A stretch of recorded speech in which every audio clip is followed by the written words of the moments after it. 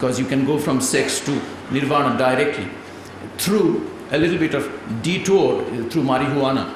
So Tantra is what? Now, the magnum opus of Tantra is Abhinavagupta's Tantra Lok, which has an entire Annika saying that the best limb of Tantric Samadhi or Tantric ultimate liberation is Tarka. And he goes on, defines the 5 limbs of Tarka, distinguishes it a little bit from the Nyaya model of Tarka.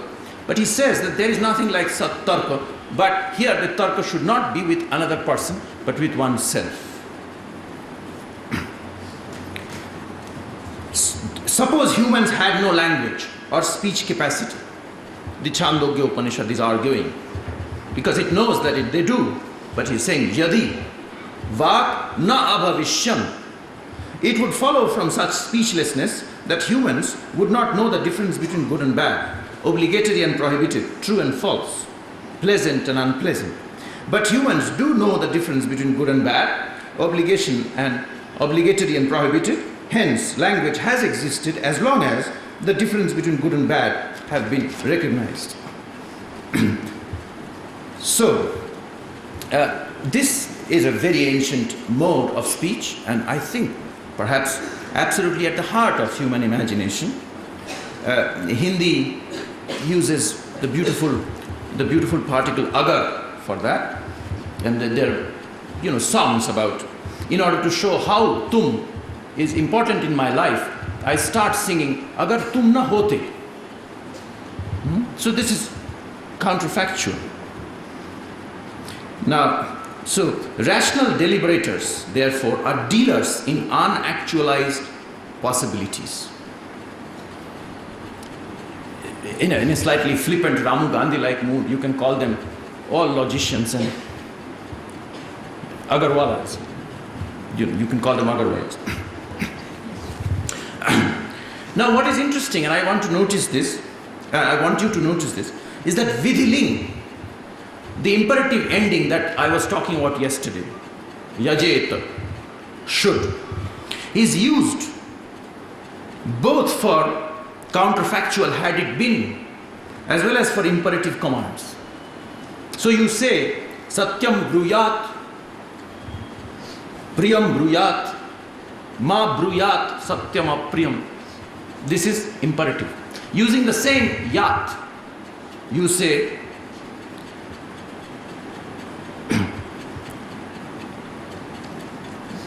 Vishwamitra Parashara Pravitayo Vatammu Paranashana Stepi Strimukha Pankajam Sulalitam Drishtwaiva Moham Gata Shalyannam Saghritam Payodadhijutam Ye Bhunjate Manava Tesham Indriya Nigraho Yadi Bhavet Bindhya Plavet Sagare.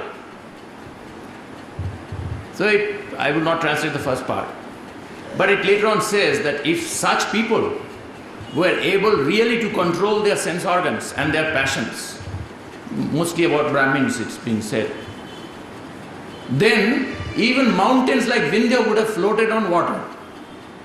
That is, they will always be incontinent and do horrible things. So, Vindhya Plavet Sagare, it's the same vidhiling, but doesn't mean should. Amazingly, not so amazing for comparative philologists, but for me, even in English, should can be used to mean if or ought to.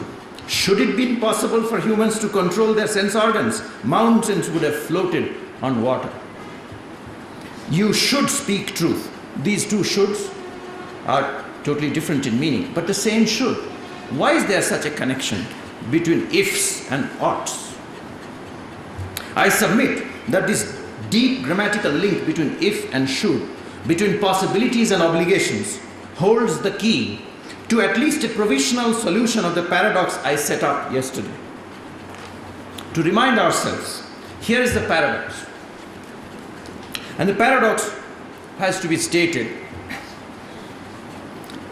in the word, for brevity's sake, in A, B, C, D, E, 5 propositions. A, an ethical imperative becomes meaningful in virtue of its action action propelling force. Action propelling force. B. To propel a listener or addressee to action is to causally curtail the freedom of that listener or addressee. C. The very nature of open, difference acknowledging, plurality celebrating human communication dictates that a speech act is ethical only if it is non-coercive and openly draws the listener's attention to the fact that she is free to respond, not respond, respond in whatever way she likes. D. Since ethical imperatives, when understood properly, goad people to a definite mode of action, they do not allow this freedom not to obey. E. Therefore, ethical imperatives are unethical by the norms of speech. So that was my paradox yesterday with which I ended. Now, I wish to point out that several steps in the above setting up of the paradox were conceived in sin, the sin of confusion. Take step B. Step B, to read out again, to propel a listener or addressee to action, to propel somebody to action, is to causally curtail the freedom of that listener or addressee. Is this correct? No, it is not correct. Because it is based on a confusion between a natural causal must and the normative ethical must. If certain neurons fire in my brain and my synapses are working all right, then I must raise my hand. Take that use of must. And take now this use of must in the other sentence. Here's the other sentence. If my class teacher asks whoever knows the correct answer to his question to raise his hand, and I do know the correct answer, then I must raise my hand. The two musts have entirely different forces from one another. My brain and nerves causally coerce me to raise my hand thoughtlessly, with no implicit consideration of options on my part.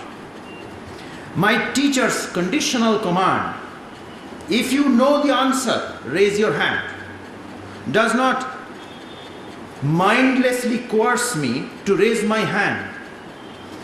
If it did, then anyone who never listened to or understood their teacher and yet was electronically so wired that whenever his teacher's vocal cords were exercised so as to utter that sentence, his hands would go up. Such a person could be said to have obeyed the teacher. But to use a tarka argument, such a person is not said to obey the teacher. Therefore,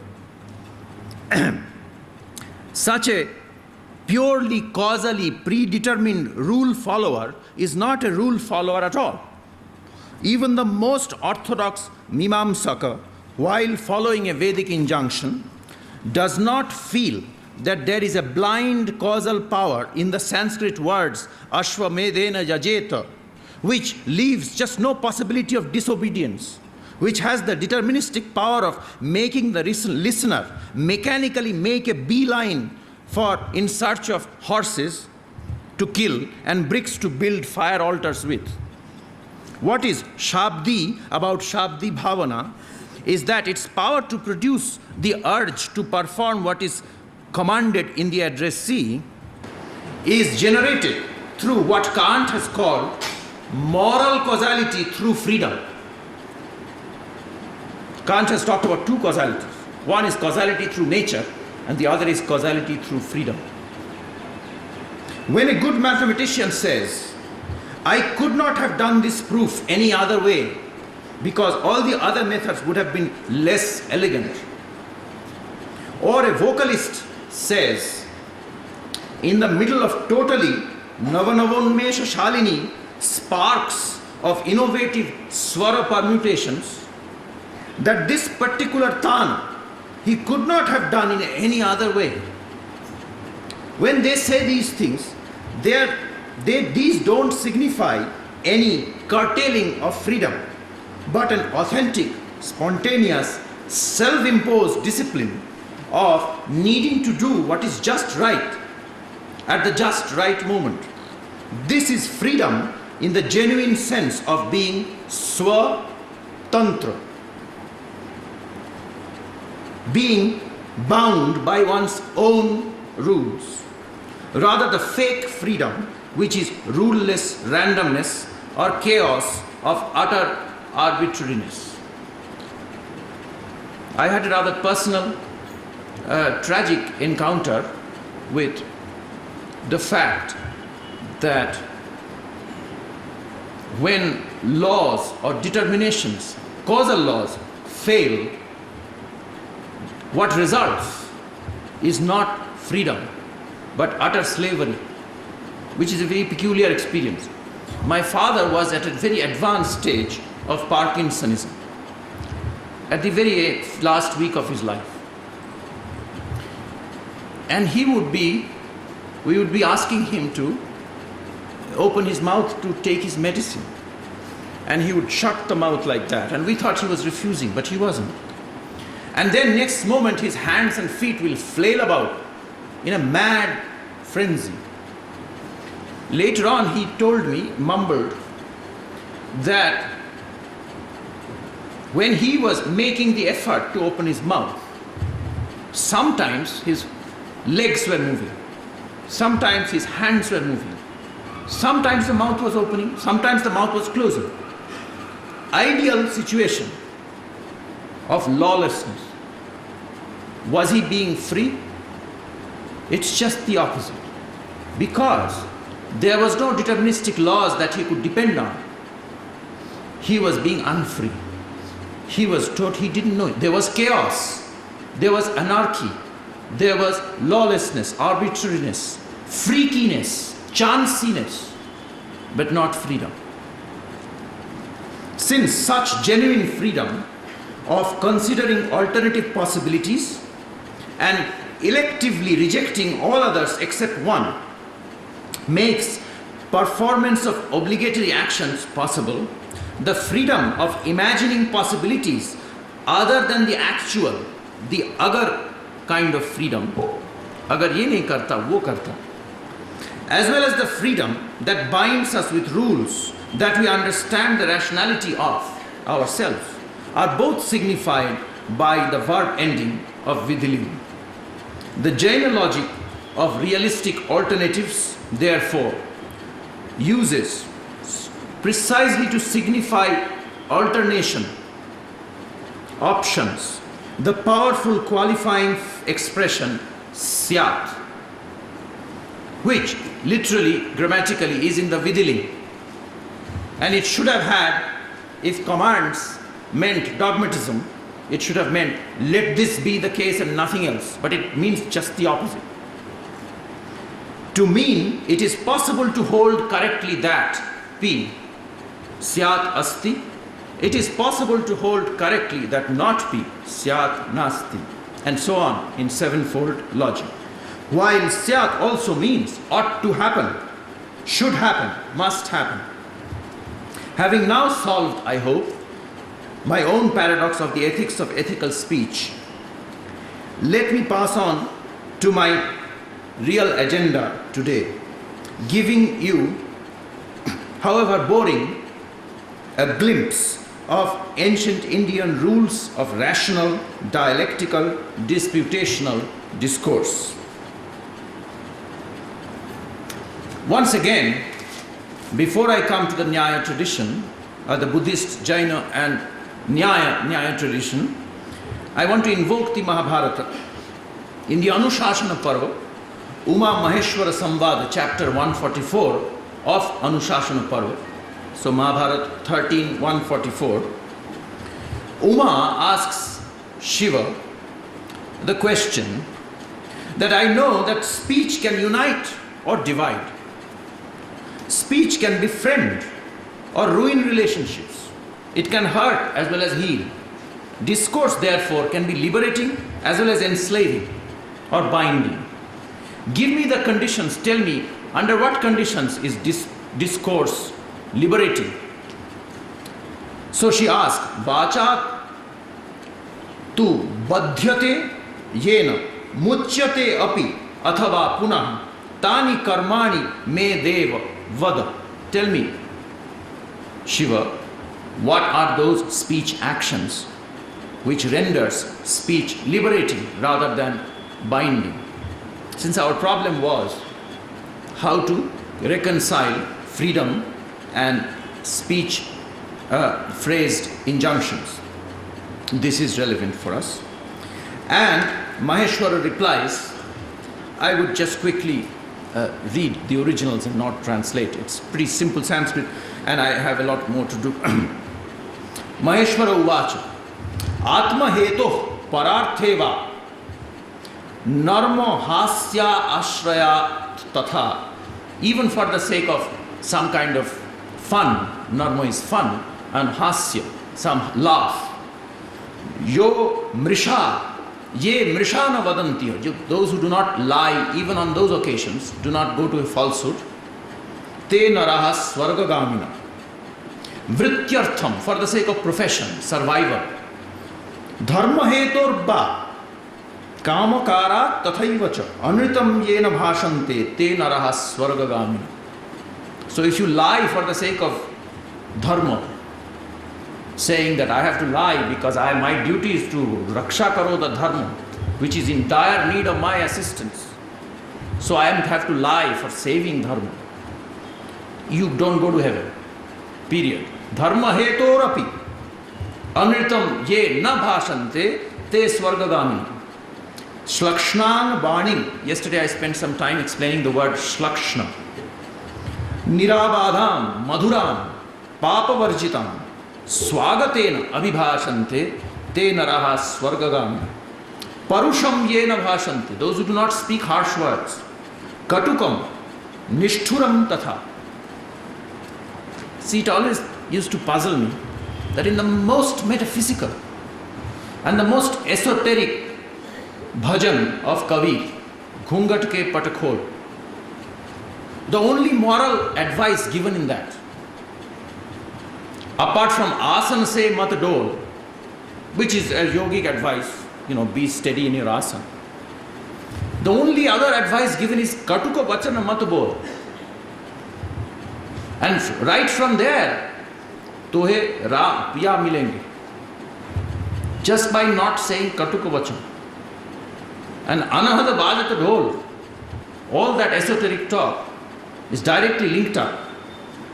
Parusham yena bhashante katukam nishthuram tatha apaishunya rataha santas te naraha swargagamina pishunam na prabhashante mitra bheda karim giram.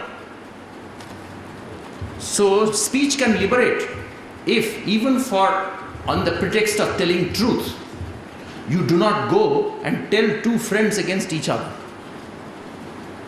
Ritam maitram tu bhashante te naraha swargagami. Shata pralapat virata viruddha parivarjaka. Saumya pralapino nityam te naraha swargagami. Pralap here doesn't mean delirium. It just means what in Bengali is called adda. Nakopat vyaharante je vacham hridaya dharanim. Santvam vadanti kruddhapi. Even when actually feeling anger, they try to speak in a quiet, sweet manner. Te naraha swargagami. Esha vani krito devi dharma. My idea of ethics of speech comes from this verse. Vani krito dharma. Esha vani krito dharma. Devi sevya sada narai. Shubha satyaguno nityam. Varjaniyo mrisha budhai.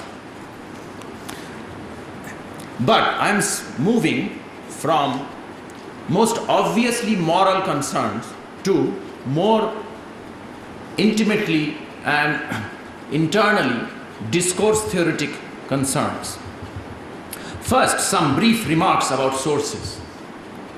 The best sources for ancient, because in the modern Nyaya there is a rejuvenation of these, although epistemology becomes more important, and it seems that since the tradition of actual holding of well judged with an umpire meetings of dispute, where it will be judged who is won and who has lost, since that tradition seems to have died out, although until very recently such a Vichara Sabha would be part of even a marriage ritual. In much of Bihar, actually, they used to, and sometimes they would break into, the Pandits will actually fight. And it helps if you are good, if you cannot win in argument, if you know some martial arts.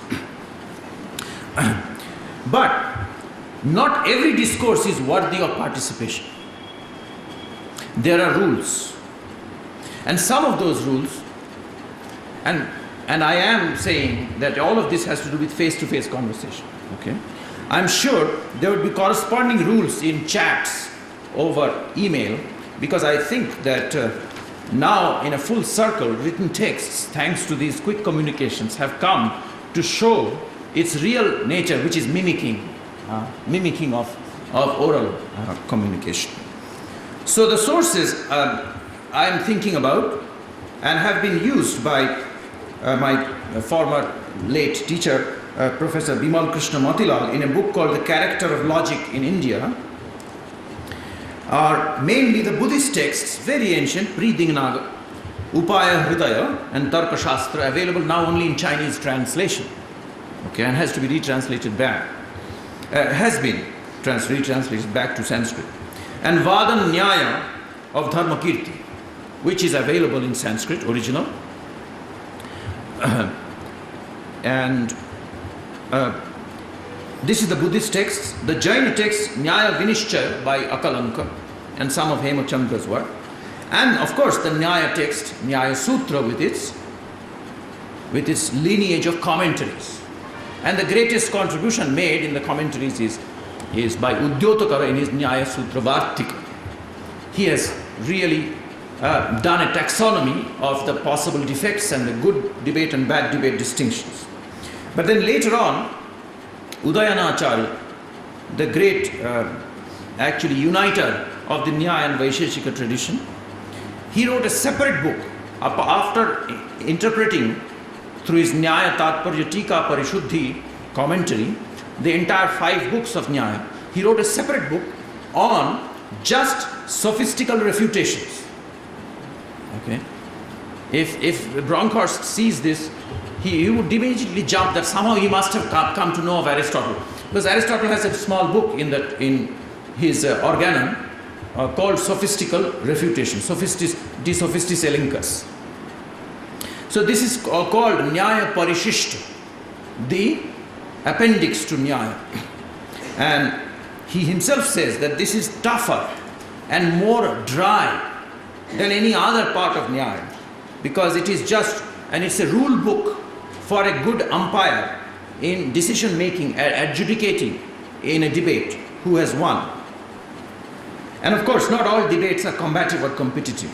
I'll come to that in a moment. And then there is a wonderful book by Shankara Mishra called Vadi Vinoda. Vadi Vinoda. Written for entertaining people, for the fun of people who enjoy debates and discussions. So those are mostly my sources, and I would not have the time to share the real subtleties of most of them.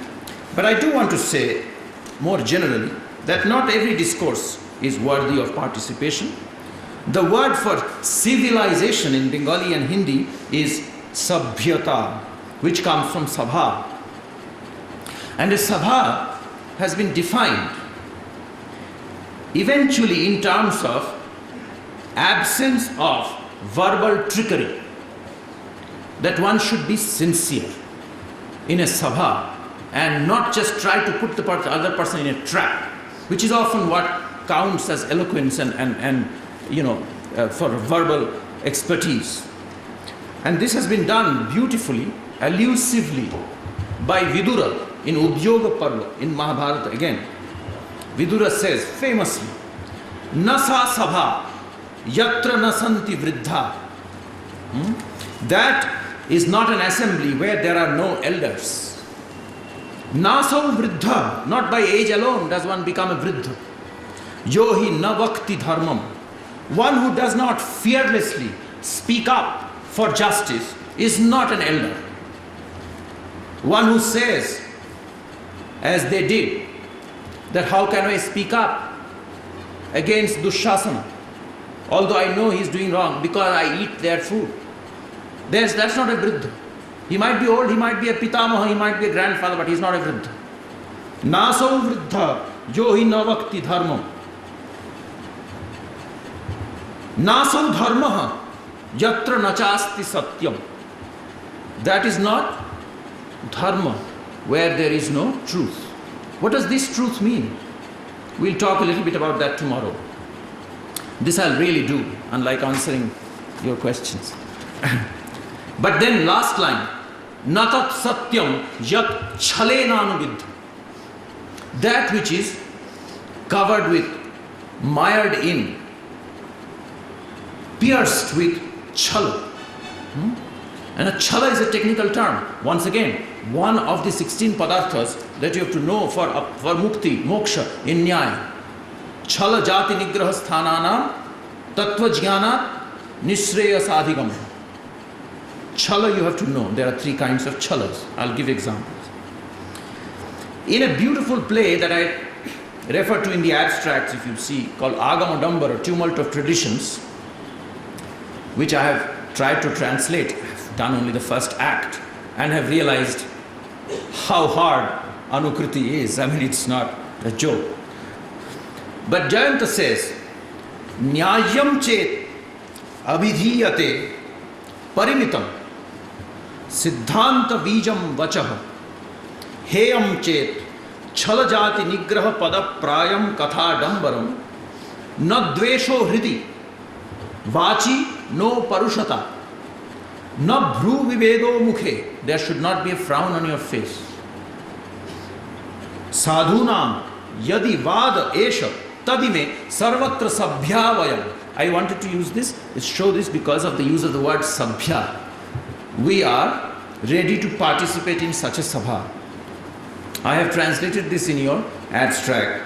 If what is cogent is asserted in measured words, the final contention put in a nutshell, bombastic jargon, fallacies, sophistical refutations, and verbal traps for cases of defeat are shunned with no malice in the heart, no rudeness in speech, and no frown on the face. If such discourses are held among honest people, then we are always ready to take part in such an assembly. Sarvatra sabhyavayam. 3 types of katha or discussions have been distinguished in Nyaya Sutra. And this must have been in the public consciousness long before the Nyaya Sutras. First is Vada, discussion to find the truth about the matter, where both parties, it could be the teacher and the pupil, they can engage in Vada, or equals, or opponents. But neither of them are concerned to defend their own views. They are ready to relinquish parts of their views as long as they are getting closer to truth. And they have a sincere concern about that. That's Vada Katha. Second is Jalpa, to defend your own position and to be victorious. You want to win. Discourse in order to win an argument. This is Jalpa. And then finally, Vitanda, discourse not to win or establish your position, but simply to vanquish or refute the other person's position. I would start from the worst, because you would think that that would be really horrible ethically. But there is a place for even that. Just as the Indian ethics in general, of all local as well as if there is any sort of common ethics at all, the traditional, is very tolerant of all sorts of lifestyles, including the gamblers, including the prostitutes, And there are little rules about that. It's not, nothing is said to be totally undoable. And indeed, you'd be surprised that the worst kind of debate is used by the best kind of philosophers in two extremes. Vitanda is highly regarded by two kinds of philosophers. Skeptics, because the skeptic uses arguments, he has no position. Okay? Shunyavadins. The Buddhist Nagarjuna always uses Vitanda, openly says that I am a Vaitandika. Why? He says, Chandrakirti, his commentator says, actually he himself says, in Vigraha Vyavartana, the ending of all philosophical quarrels. This is what the book is called. And he says, Yadi me kachit pratijna syat. Now see, notice the use of syat. Had there been any contention that I had, tadame syat dosha, then you could point out a defect in my view. Nasti me pratijna. I have nothing to prove. Tato nasti me dosha. So you cannot point out a fallacy in my view because I am viewless. Okay? And this viewlessness is called shunyata. So he uses Vitanda. Not only he, the great materialist philosopher, Lokayata Darshan, the only surviving text, Tattvopaplava Singh by Jayarashi, uses Vitanda. It's an arsenal that later on people use from. They don't agree with materialism, but they take his arguments because he's a great Vaitandik. You would say, well, those are Buddhists and materialists. Well, supposedly the crest jewel of Indian philosophy, according to the orthodox people, is Advaita Vedanta. Everybody dances about Advaita Vedanta, especially in the southern part of the country. Because Shankara is from Kerala, right? Well, the crest jewel of that crest jewel is a book called Khandana Khanda Khadya by Sri Harsha. And he openly says, I am just doing Vitanda, refutations. Because the nature of reality, Brahman, is unsayable. All philosophical views are false. Anything that you say with speech is false, but I'll use it to prove the falsity. And my argument will cancel out all opinions of others, including my own opinions, and what will be left is that beautiful silence through which Brahman will shine. So he needs that. So Vitanda is not to be poo-pooed. But, of course, the Gita says, Krishna says, of all the three kinds of kathas, Vadaha Pravadatamaham, I am Vadakatha. He is the best in everything, so he has to be Vada. Of Vada and Jalpa, there are rules. Apart from other rules, there are rules about what to avoid. And if somebody has done that, then he's a loser. He's out from the game. I mean, he is not only just shown a yellow card or a green card or something. He's just knocked out. A blue card, is it? A red card. He's just knocked out. And these are, first, spurious apparent retorts. 24 types of jatis. This jati has nothing to do with caste, nothing to do with the philosophical notion of universals. It has to do with something which looks like a good argument, a good retort, but actually is a bad retort. So it is a spurious apparent retort or a sophistical rejoinder, a jati. And the names are something like sadharmya sama, vaidharmya sama, similarity based, dissimilarity based, by adding properties, by subtracting a property, by alteration, by casting doubt on the example, or confusing, or conforming or disconforming instances. And there are 25 like that. There is no point just telling you the names. They are all there in the Nyaya Sutra 5th volume. But I would talk just briefly about the other kind of things called occasions of defeat, grounds for censure. That's a different category, nigrahasthan, where if you somehow fall into one of those in the argumentation, then you have done something illicit, and therefore by the ethics of debate you cannot any longer participate. first Nigrahasthana is called Pratijna Hani. There is a Samaya Bandha always. There used to be, apparently, in the Sabha there is a time limit, okay? Like there is in this Sabha. And if I go beyond that, Dr. Singh will just cut me short. But within that, you cannot, until you have either proven or accepted that you have failed to prove, you cannot suddenly change or lose your thesis. This is called Pratijna Hani, loss of thesis. Or you cannot say, I forgot what I was trying to say. That's loss of thesis, Pratijna Hani. Second is Pratijnanta. And this we do all the time. With a sleight of hand, if you change what your own contention was, you originally stated something and you proved something else. That's called Pratijnanta. That's not exactly what you proposed to prove. Then Pratijna Virodha, contradicting one's own thesis. Then Pratijna Sannyasa, being forced to give up one's thesis or sudden denial of one's own original contention and saying, no, I never said that. That's bad discourse. Then there is Hetvantar, change of reason. You had given a particular kind of argument, and when somebody challenged that, you changed the grounds. The contention is still the same, but you said, I said this not because of that, but because of something else. No, you have to admit first that that didn't work before you change the reason. You cannot pretend that this is the same reason and actually change it. Then Arthantar, irrelevant digression, hopping or sliding from one topic to another, which is what I always do. And but this time I won't do it. I'll actually give an example of Arthantara, a beautiful example from Jayanta's Nyaya Manjari of Arthantara as a Nigrahasthana. And this is beautiful because it actually happens all the time in our discussions.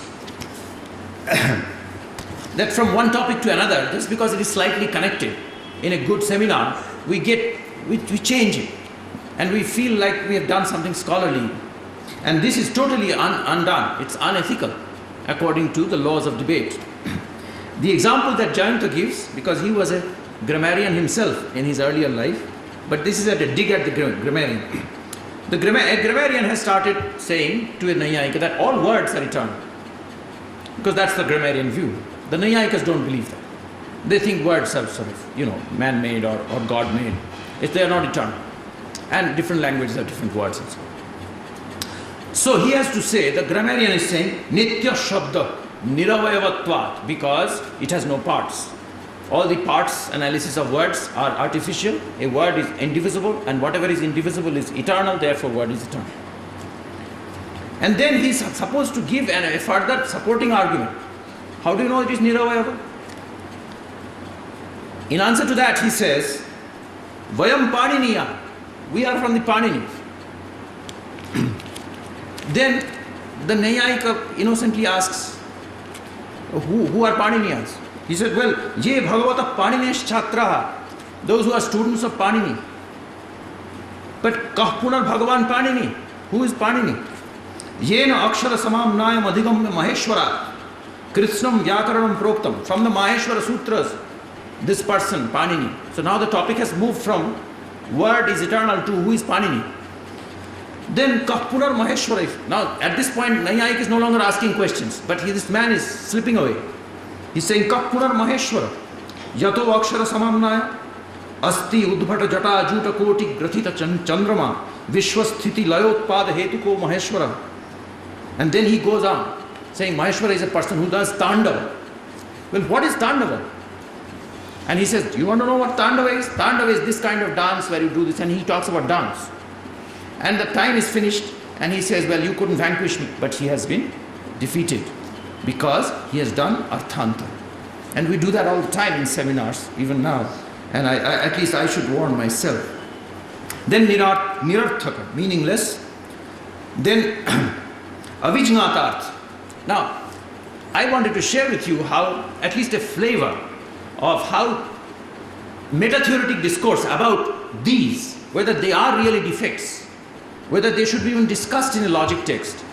Okay, engaged for centuries, these philosophers who talked about with each other. So Dharmakirti mocks at Nayayikas, saying Dharmakirti is a Buddhist. That why do they spend so much time on making these 22 Nigrahasthanas? Okay, when there are basically two cases of defeat. At the end, that will be said, that is missing the opportunity to censure what should be censured, that is not blaming of the blameworthy speech, or blaming the non-blamable, or that which is perfect, if you call that there is a fault in that. These are the two basically. Why do you discuss the other one? So Dharmakirti in his Vada Nyaya goes refuting each of these Nigrahasthanas and says they are not. And against Aparthaka or Nirarthaka, Dharmakirti's objection is that the examples, look at these poor examples given by the Nayayikas in the Nyaya Bhashya. Vatsyayana gives this example. That suppose somebody has to prove Shabdo Nitya, and as an argument he gives Javagada Dashatvat. He has suddenly remembered Javagada Dasha from the Maheshwara Sutras, and he has given, that means nothing. So Dharmakirti says, which sensible person talks like that? Why do you even discuss that? And Jayanta responds as a Nayayika in 8th century, 9th century Kashmir. He takes on Dharmakirti on this. He said, if you don't mind, I'll tell you who are people who talk meaninglessly. You, Dharmakirti, you have said in many places of your philosophy that words do not ever catch proper meanings. They don't touch meanings. Words create their own reality. The real meanings are never touched by words. Nartham shabdaha sprishanti ami. This is Dharmakirti. So he says, you want to know who does nirarthaka? You, always. Because according to you, all words are nirarthaka. So this is just a game which starts. Avijñātartha, incomprehensible speech, which often used to happen when I used to hear Gayatri Spivak speak. Aparthaka, incoherent speech. I nowadays have begun to understand a little bit of what she writes.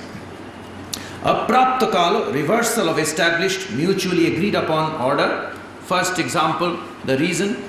It's supposed there is an order. You have to give the contention, reason, example. Okay? Pratijñā hetu drishtanta.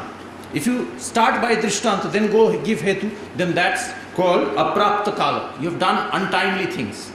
Nyuna, omission of steps. Adhikam, adding of redundant steps. Repetition, punarukta. Then ananubhashan, silence when one's turn to speak comes. Usually there is this rule, 3 times the question will be repeated by the Vadi. If the Prativadi doesn't say anything within the 3 times repetition, then there is ananubhashana, he's lost. Ajñāna, ignorance, not comprehending the comprehensible. Apratibha, lack of ready wit or quick uptake, dullness of intellect. Vikshepa, evasion, by saying, I have to go now, or I have another appointment. Then matanujna, sharing their fault. Tuko, this is called tuko, that I am not being able to defend my position, but you have the same fault. If you are calling me for this fault, you have the same fault. Now that's also a nigrahasthan, that's a defeat. Apasiddhanta, conceding a wrong theory. Hetvabhasa, citing a flawed or pseudo reason, and hetvabhasas themselves are distinguished into many different kinds. That's basically the list of nigrahasthanas, and the examples create all sorts of problems, and the actual history is very complicated, and Vada rules have changed over time. One of the very interesting points made by Dr. Singh in introducing me today was about language change. Now, just as Saraswati is primarily a river before it is language, and it is changing, you cannot step into the same Saraswati twice, as it were. So Vada rules, the rules of good Vada and Jalpa have also changed over time from school to school. What has counted as defeat in one has not counted as defeat in another. And what has been permissible in one has not been permissible in another, and so on. And it's an interesting thing to study, and I'm sure we need new Vada rules. Now, there are some basic moral rules, like not saying rude things, not making personal attacks, which are standardly recognized as informal fallacies. Then chalas. I had talked about chala, tricks, and I'll end with that. Deliberate misconstrual of the words of the proponent, exploiting a well-entrenched equivocal character of the utterance, is called a verbal trick, vak chala. Funny example given all through, from 4th century AD onwards, all the way up to 17th century.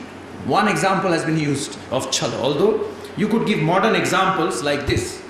I'll give the older example later on. Suppose the contention was, somebody has said that the wise love the mean, the middle of things, not the extremes.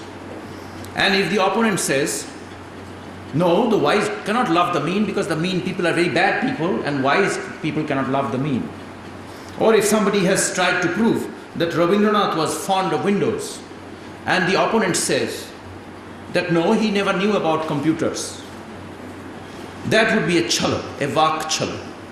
The example used in the traditional scholars is from Vatsyayana onwards to Shankar Mishra is Nepalat agato ayam jana. This man has come from Nepal. This is contention. Hetu Navakambalatvat. Navakambalatvat. Because he has got a new woolen wrapper, woolen chadar.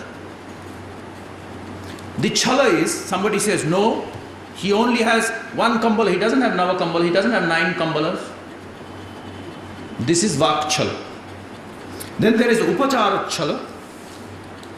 Suppose a sentence has been used very obviously in metaphorical sense. You take the literal sense and you attack the person. That is called upachara chala. Then there is samanya chala. Samanya chala is very interesting. You take the wrong quantificational interpretation. Somebody has said that Shabana Azmi, the film star, is such a dedicated social reformer. Now, the upachara chala would be, if you in response say, you mean to say, just because she's a film star, she's a dedicated social worker, then you might as well say that Salman Khan or, Shah Rukh Khan is a great social reformer, but he is not.